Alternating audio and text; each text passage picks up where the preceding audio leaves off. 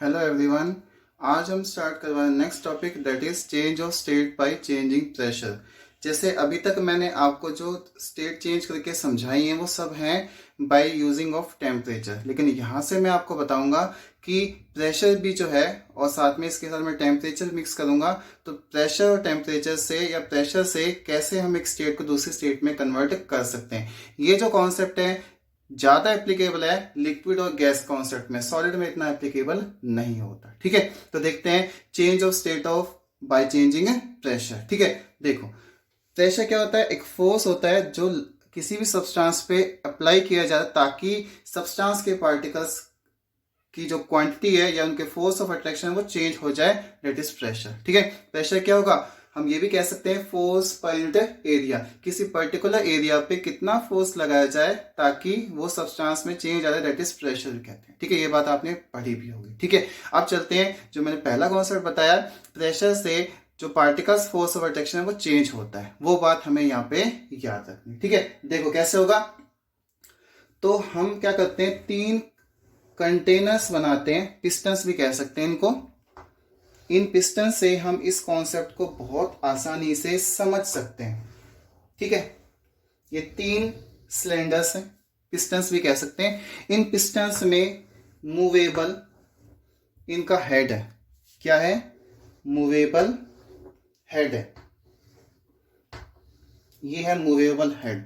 ऊपर से इसके ऊपर प्रेशर लगाने के लिए ये सिस्टम इसके साथ अटैच है। ठीक है, ये इसके साथ अटैच, ये इसके साथ अटैच, ये क्या करेंगे, प्रेशर को इंक्रीज या डिक्रीज करेंगे। और इसके अंदर मैंने गैस के पार्टिकल्स फिल करने, मतलब गैस को फिल कर दिया, और गैस के पार्टिकल्स में डिस्टेंस बहुत ज्यादा होता है, इनके पास काइनेटिक एनर्जी बहुत ज्यादा होती है। तो क्या होगी, काइनेटिक एनर्जी, अगर गैस के पार्टिकल्स हैं तो काइनेटिक एनर्जी क्या होगी, हाई।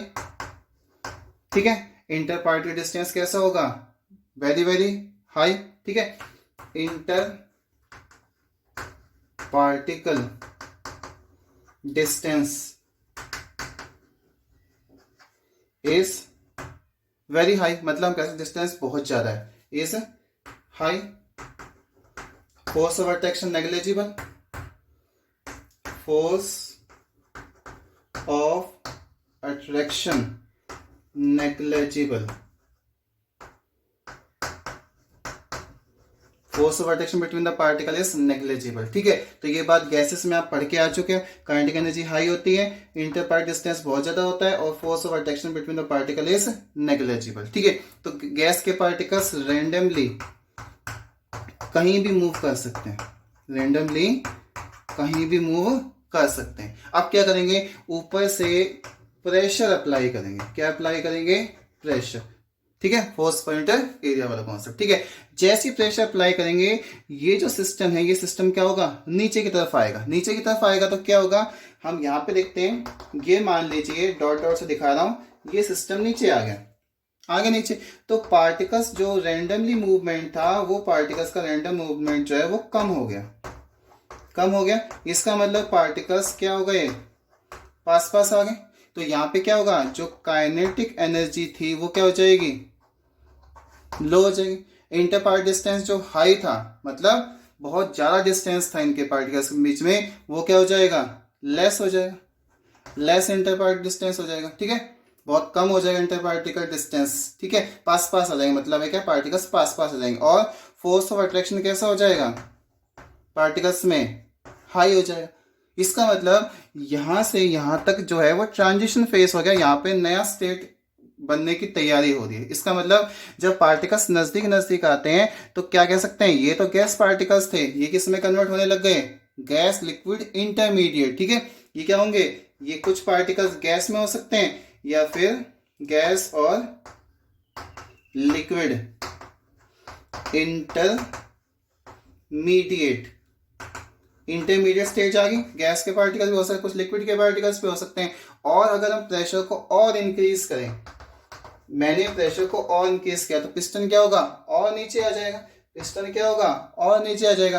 तो आप देखो पार्टिकल्स बिल्कुल ही नजदीक नजदीक आ गए, बिल्कुल ही नजदीक नजदीक आ गए, इतने नजदीक नजदीक आ गए कि इनकी काइनेटिक एनर्जी बिल्कुल लो हो गई, very low. Very low. Kinetic energy कितनी होगी?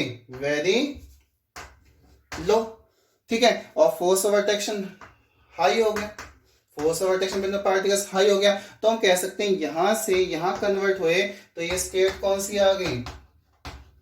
लिक्विड स्टेट आ गई। इस तरीके से हम कह सकते हैं कि अगर हम प्रेशर अप्लाई करें तो क्या होगा? पार्टिकल्स पास पास आएंगे, पास पास आएंगे तो क्या हो सकता है? गैस से लिक्विड स्टेट कन्वर्ट हो सकता है। तो इसका मतलब गैस से क्या होगा? लिक्विड स्टेट कन्वर्ट होगा। इसका उल्टा कॉन्सेप्ट पढ़ते हैं, अगर मैं प्रेशर को कम कर दूं, यहां तो क्या हुआ है? प्रेशर इंक्रीज हुआ है। ठीक है, प्रेशर क्या किया गया है? इंक्रीज्ड। प्रेशर क्या है? इंक्रीज किया गया है, तो यहां से लिक्विड में, गैस से लिक्विड में कन्वर्ट होगा। लेकिन अगर प्रेशर को मैं क्या कर दूं? डिक्रीज कर दूं, तो क्या होगा? इसका उल्टा कॉन्सेप्ट होगा। उल्टा का मतलब क्या होगा? कि ये जो लिक्विड की पार्टिकल दोबारा गैस में कन्वर्ट हो सकते हैं। इसका मतलब प्रेशर इंक्रीज डिक्रीज करके हम एक स्टेट को दूसरी स्टेट में कन्वर्ट कर सकते हैं। यहाँ पे एक चीज और याद रखनी है, जब पार्टिकल्स के पास काइनेटिक एनर्जी हाई है तो इनके पास एनर्जी हाई है। एनर्जी की जब पास पास आएंगे तो एनर्जी क्या होगी? लॉस होगी। एनर्जी क्या होगी? बाहर रेडिएट होगी। ठीक है, रेडिएट होगी, तो इससे कारण क्या होगा? जो टेम्परेचर कॉन्सेप्ट का वो क्या हो जाएगा? इंक्रीज होगा। और अगर टेम्परेचर बढ़ेगा तो हो सकता है कि पार्टिकल्स दोबारा एनर्जी गेन कर लें। इसलिए क्या करेंगे? इस कॉन्सेप्ट को बिल्कुल परफेक्ट बनाने के लिए हम क्या करेंगे?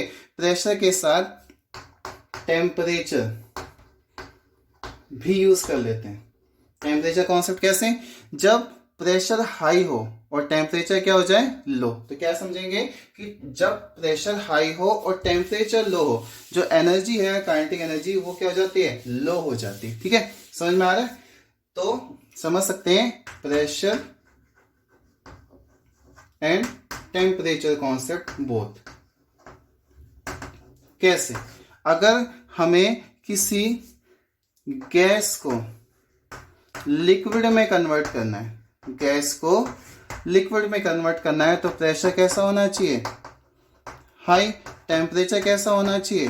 लो। जब टेम्परेचर लो होगा तो पार्टिकल्स की काइनेटिक एनर्जी और कम हो जाएगी, पार्टिकल्स पास पास आ जाएंगे, और पास पास आ गए तो स्टेट चेंज होगी। लेकिन इसका उल्टा कॉन्सेप्ट करना हो कि अगर हमें लिक्विड से गैस स्टेट में जाना है तो क्या होगा?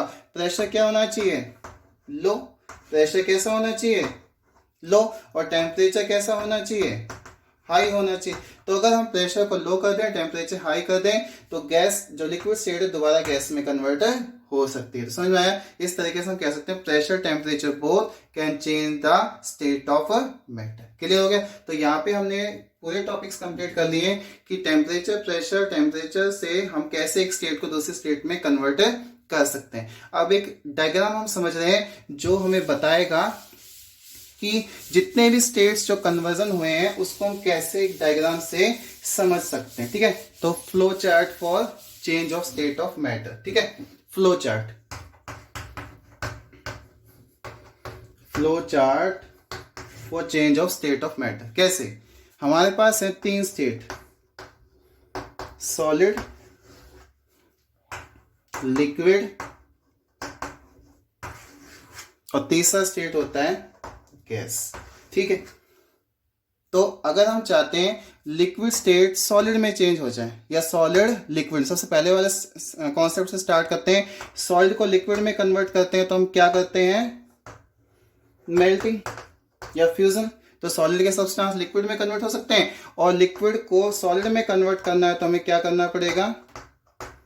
फ्रीजिंग। समझ में आ गया? तो सॉलिड लिक्विड इंटर कन्वर्टेबल्स है। क्लियर हो गया? अब लिक्विड और गैस के साथ चलते हैं। लिक्विड को गैस में कन्वर्ट करना है तो हमें क्या करना पड़ेगा? बॉइलिंग। ठीक है, बॉइलिंग करना पड़ेगा, लिक्विड से गैस में हो जाएगा। और गैस को लिक्विड में कन्वर्ट करना है तो हमें क्या करना पड़ेगा? कंडेंसेशन। समझ में आ गया? कंडेंसेशन। क्लियर है? और अब आते हैं सॉलिड से गैस डायरेक्ट कन्वर्जन। सॉलिड से गैस डायरेक्ट कन्वर्ट होगा तो उसे कहते हैं सब्लिमेशन। ठीक है, और गैस से सॉलिड करेंगे तो उसे क्या कह सकते हैं? डिपोजिशन। डिपोजिशंस भी कह सकते हैं या फिर कह सकते हैं डी सब्लिमेशंस। ठीक है, समझ में आ गया? तो इस तरीके से एक स्टेट दूसरी स्टेट में इंटर कन्वर्टेबल्स हैं। किस तरीके से? जब हम सॉलिड लिक्विड जाएंगे तो मेल्टिंग, लिक्विड से सॉलिड जाएंगे तो फ्रीजिंग, लिक्विड से गैस में जाएंगे तो बॉइलिंग, गैस से लिक्विड में आएंगे तो कंडेंसेशन, सॉलिड से गैस में जाएंगे सब्लिमेशन, और हम गैस से सॉलिड में जाएंगे डिपोजिशन या डीसब्लिमेशन कह सकते हैं. That is the flow chart for conversion of state of matter. Thank you.